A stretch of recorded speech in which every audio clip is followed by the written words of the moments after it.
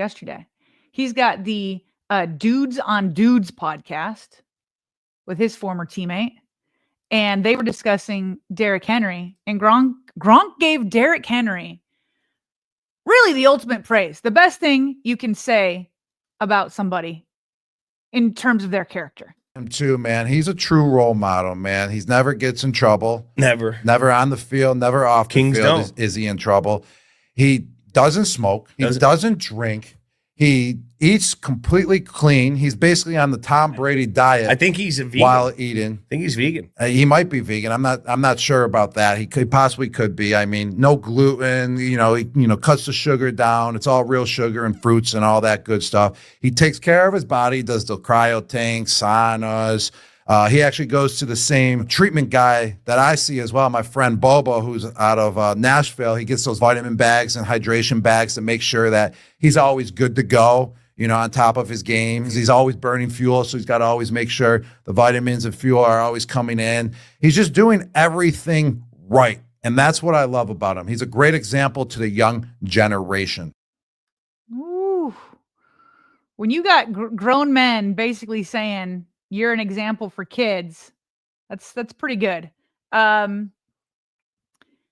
he doesn't smoke, he says. I'm the same way. He doesn't drink. Obviously, I don't either.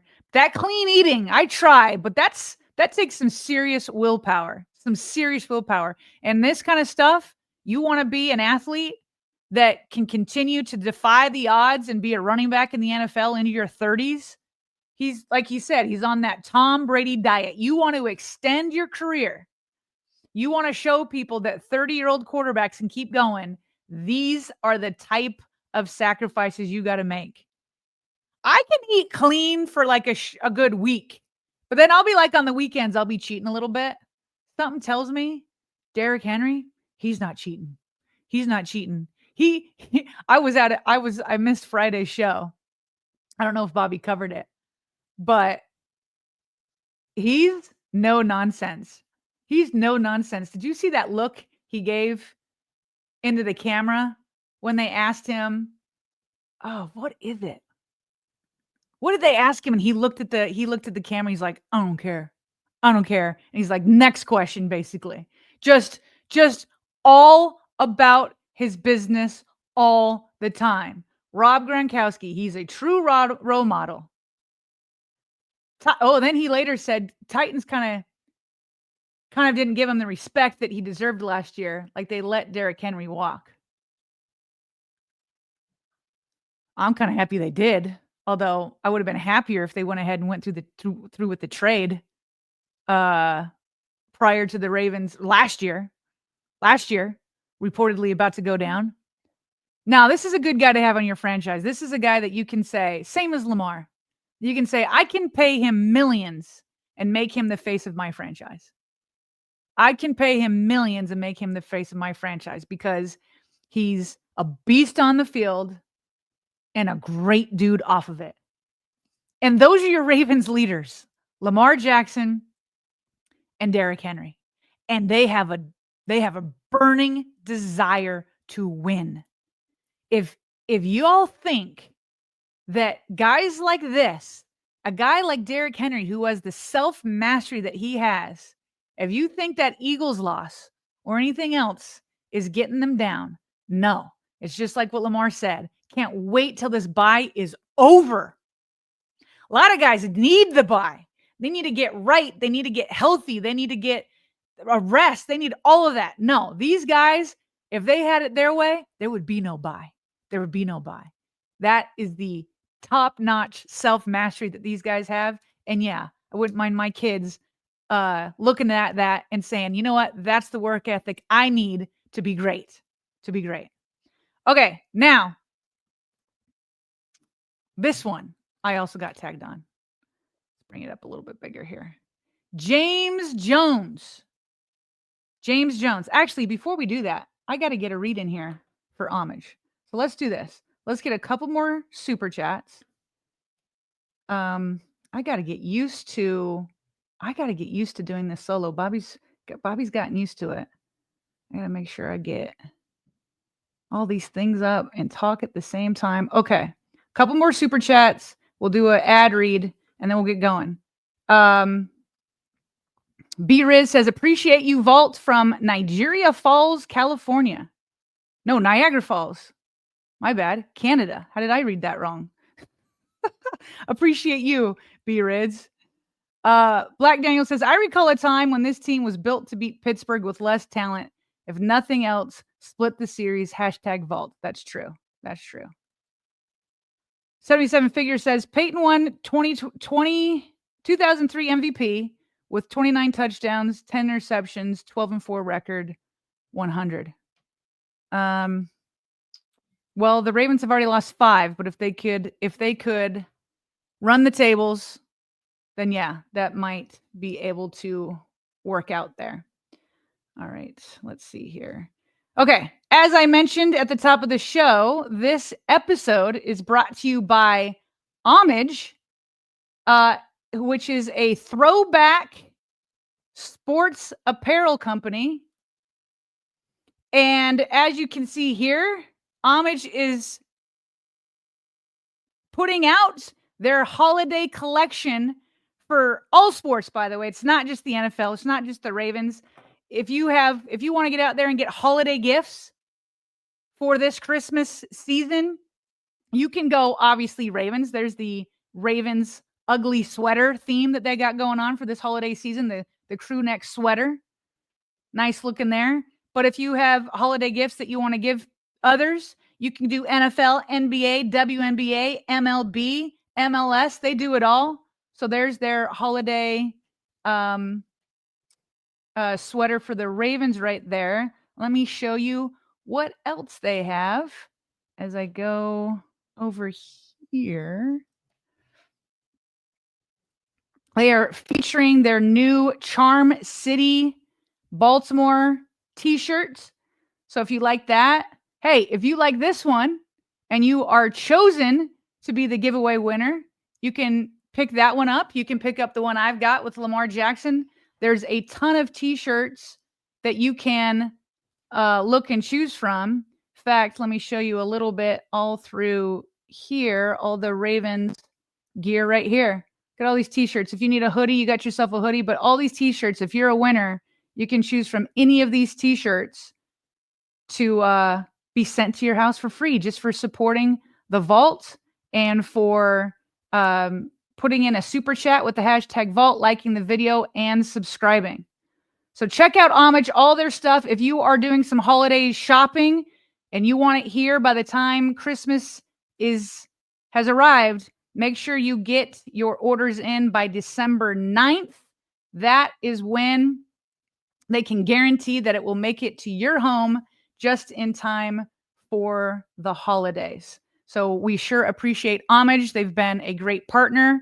We're looking into extending this. This is show number 7 of our original 8. We'll see if we can extend it through the season. And then who knows, as long as the Ravens get into the playoffs. All right, back to James Jones. So he was on the facility with the guys, and they were having a conversation about the Ravens, but he kind of turned the topic. Okay, now on this one, I do not have video, but I do have the audio. So James Jones is out here saying that he puts the blame on all 5 of the Ravens' losses. He puts the blame on Lamar. There's a key word, though, here. And the Ravens' offense. So let's take a listen. We'll break it apart on the other side. What? I mean, the whole thing? Okay. The whole thing? Not the whole thing, no. Did you not hear my the Tucker take? Is it my turn? It is. Hey, let's go. Is it my turn? 29.5 points a game. Let's just round that up. 30 points 30 a game. points. All right. The Steelers beat you with 6 field goals. Yeah. The Raiders beat you with Gardner Minshew scoring 22 points. The Eagles just beat you scoring 21 points, really. Okay, yeah. You had 12 points when you got the ball the last time. All your losses, the defense showed up. The offense didn't. Lamar didn't. That's just the bottom line. In all 5 losses, the offense and Lamar Jackson did not show up. We got to believe in something. Lamar Jackson been playing out of his mind. Derrick Henry been balling. Like, this team is a really good football team. Josh Allen and the Buffalo Bills got 2 losses. You know who gave them one of them? Lamar. And they whooped them. Whooped them. They beat the Chargers. Yeah, beat them down, too. They smacked the Broncos. Them three teams, by a toe. Them 3 teams I just said are all in the playoffs. I know we don't think the Texans and C.J. Stroud going to beat Lamar. So that's 4 playoff teams right there that we don't even think they could mess with the Ravens. So we ain't jump on the bandwagon. We watching the game. Lamar Jackson was playing out of his mind at an MV3 level.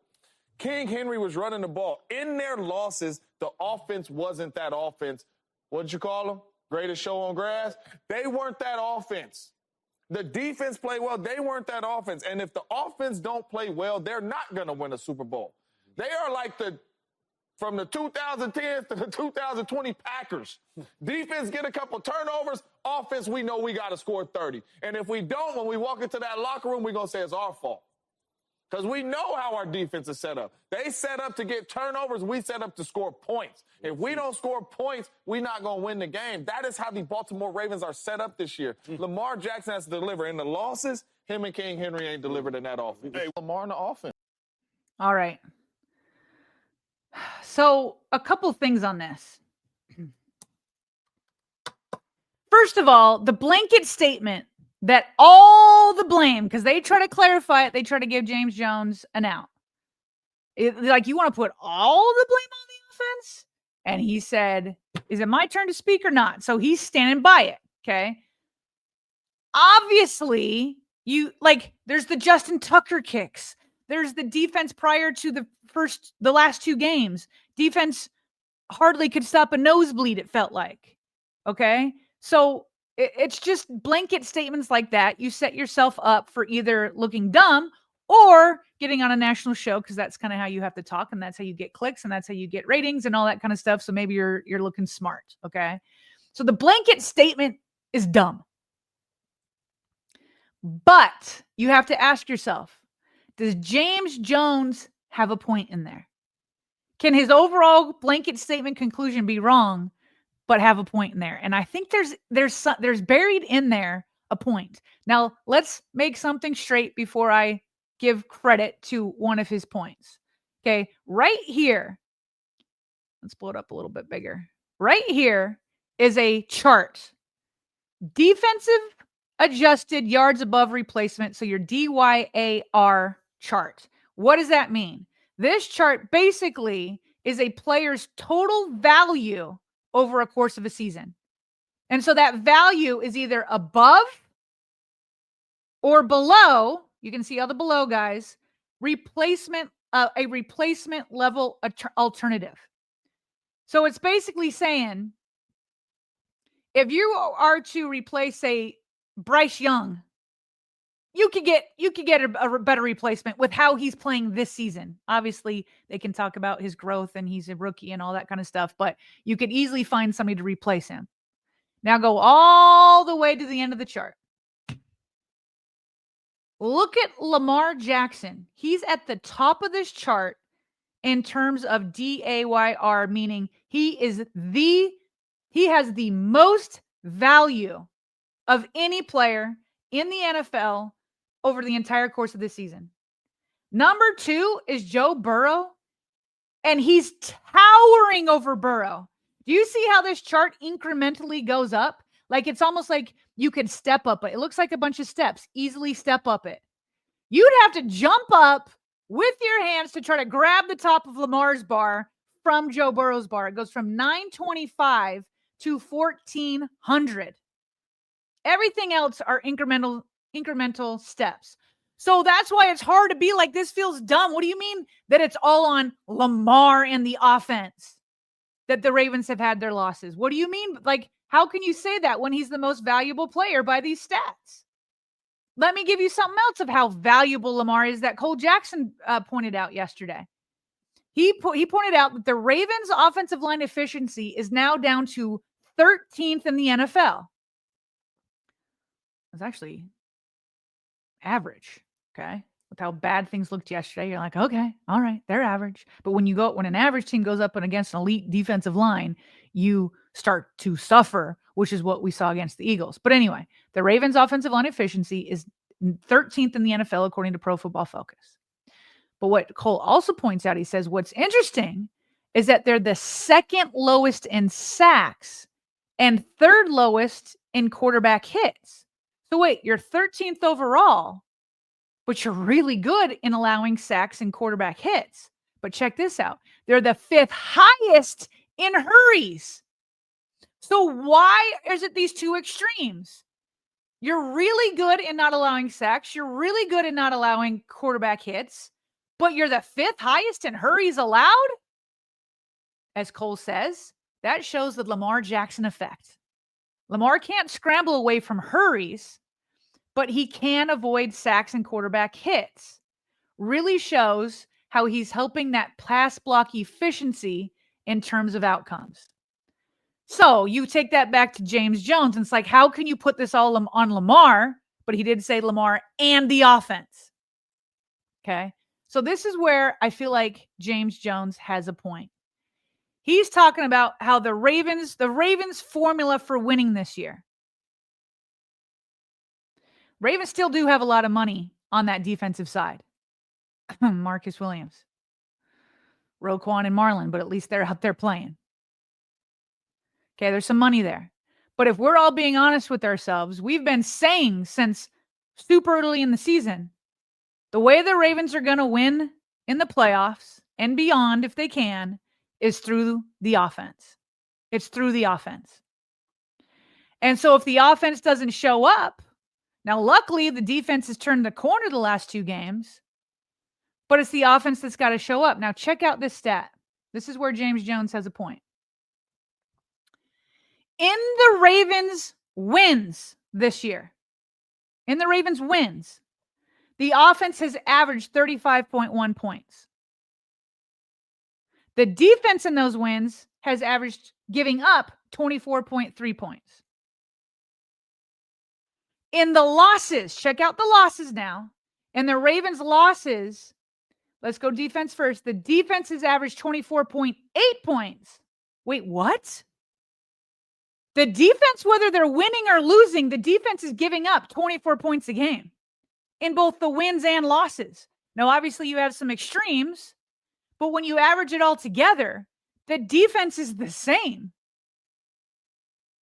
In both the wins and losses, the defense has given up 24 points a game. The big swing is the offense. In the wins, the offense puts up 35.1 points. In the losses, the offense puts up 20.4 points. It's the offense that's having these major, major swings. And the defense has been up against some easy offenses and some tough offenses. But overall, they're averaging the same. That is indeed the Ravens formula. The winning right now goes through Lamar Jackson and the offense. Back in the Ray Lewis and Ed Reed days, winning went through Ray Lewis and the defense. That was the formula. Now, would you blame Ray Lewis over, say, who were some of the quarterbacks back in the day? Kyle Bowler? No, of course, you need to go get a good quarterback. It's Kyle Bowler's who's not holding up his end of the bargain.